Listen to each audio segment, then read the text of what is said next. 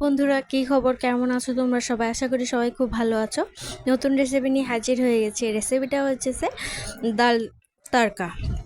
তো কি লাগছে, তো চলো প্রস্তুত প্রণালী দেখে নেওয়া যাক। তো এখানে লাগছে মুসুর ডাল। মুসুর ডালের সাথে লাগবে হচ্ছে পেঁয়াজ, কাঁচা লঙ্কা, আলু।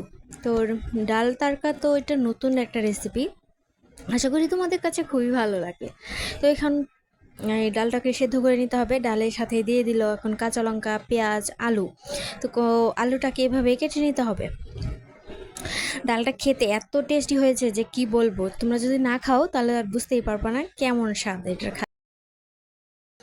তো এখানে দিয়ে দিল পরিমাণ মতো হলুদের গুঁড়ো, পরিমাণ মতো লবণ দিয়ে সেদ্ধ করে নেবে। এই তো সেদ্ধ করা হয়ে গেছে। মুসুর ডাল সিদ্ধ হতে বেশিক্ষণ লাগে না। তো আশা করি তোমাদের ভিডিওটা খুবই ভালো লাগে। আমার তো খুবই ভালো লেগেছে, আমাদের ঘরে সবার খুব ভালো লেগেছে। তো এখন দিয়ে দিব সম্ভারে লাগছে হচ্ছে পেঁয়াজ। তো কয়েকটা পেঁয়াজ ভেজে নিতে হবে। হ্যাঁ, একদম হালকা ব্রাউন করে ভাজতে হবে।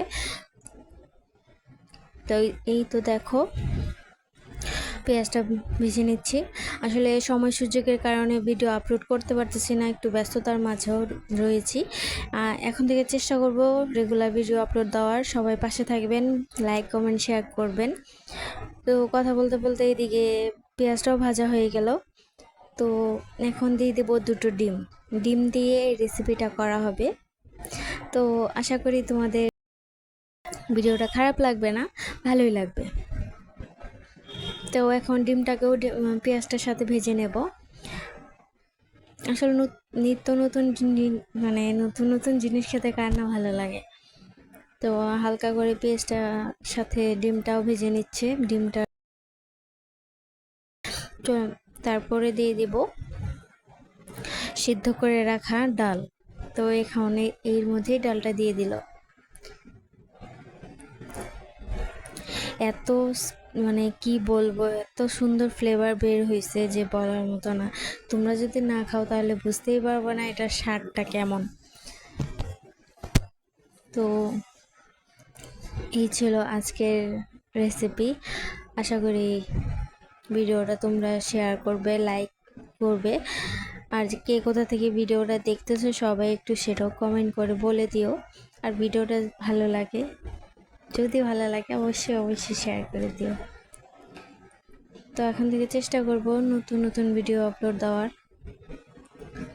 কেউ কিছু মাইন্ড করো না, আমি ব্যস্ততাতে ছিলাম, এর জন্য আমি ভিডিও আপলোড দিতে পারিনি। তো